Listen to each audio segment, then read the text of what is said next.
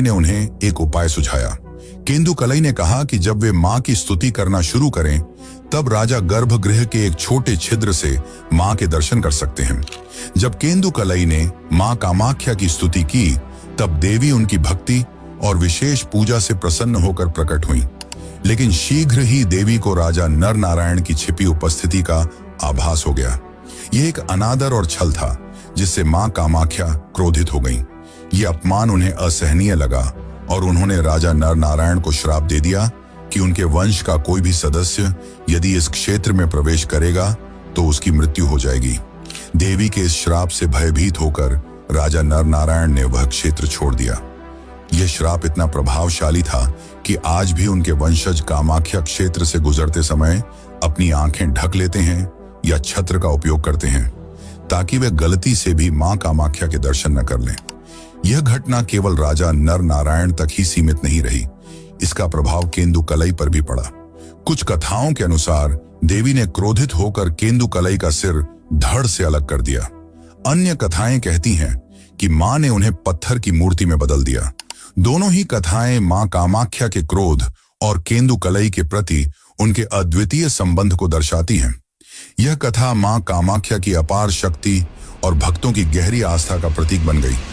धरती के इस कोने में, जहां तांत्रिकों के मंत्रों की गूंज और देवी के आशीर्वाद का प्रकाश हमेशा बना रहता है, वहां स्त्री की शक्ति को एक अलग ही नजरिए से देखा जाता है। यहां मासिक धर्म को गंदगी नहीं, बल्कि सृजन की वह शक्ति माना जाता है जिससे पूरी सृष्टि चलती है। जब दुनिया के कई हिस्सों में आज भी महिलाओं को इस प्राकृतिक प्रक्रिया के दौरान अछूत समझा जाता है, कामाख्या उन्हें देवी का रूप बताकर पूछता है। अंबुबाची के उन 3 दिनों में जब मंदिर के पट बंद रहते हैं, तो हवा में एक अजीब सी रहस्यमयी ऊर्जा भर जाती है। मान्यता है कि इन दिनों धरती स्वयं रजस्वला होती है।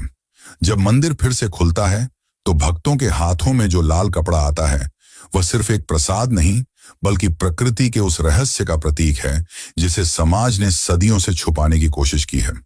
आधुनिक विज्ञान भी मानता है कि इस दौरान मंदिर के आसपास की मिट्टी में आयरन ऑक्साइड की मात्रा बढ़ जाती है, जो पानी को लाल रंग देती है। लेकिन यहाँ की कहानी सिर्फ पूजा पाठ तक सीमित नहीं है। कामाख्या के इतिहास का एक पन्ना ऐसा भी है जिसे पलटने से आज भी लोग हिचकिचाते हैं।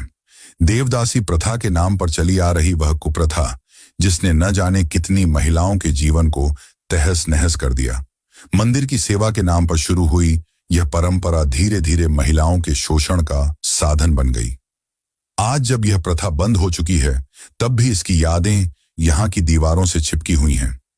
आज के दौर में जब नारीवाद अपनी पहचान की तलाश कर रहा है, कामाख्या मंदिर एक अजीब विरोधाभास बना हुआ है।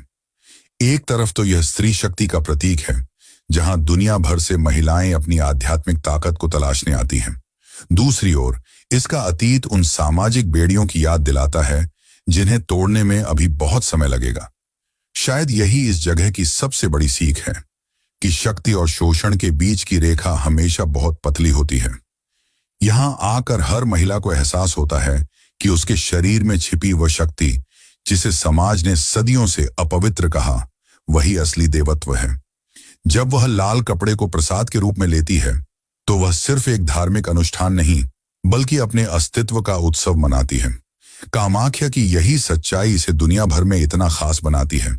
जहां एक ओर तांत्रिक अपनी सिद्धियां पाने की कोशिश करते हैं, वहीं आज की नारी अपनी पहचान की तलाश में यहां आती है।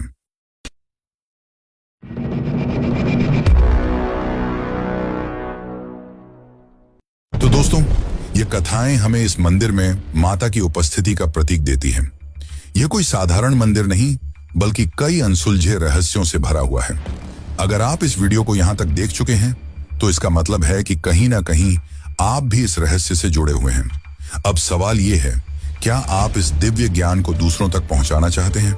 अगर हाँ, तो वीडियो को लाइक करें, क्योंकि जब आप लाइक करते हैं तो यह वीडियो और लोगों तक पहुंचता है और उन्हें भी इस रहस्य के बारे में जानने का मौका मिलता है। अगर आपको लगता है कि यह जानकारी आपके दोस्तों, परिवार वालों या किसी भी आस्तिक को चौंका सकती है, तो इस वीडियो को शेयर करें। और अगर आप ऐसी ही और रहस्यमयी कहानियां और अद्भुत खुलासे जानना चाहते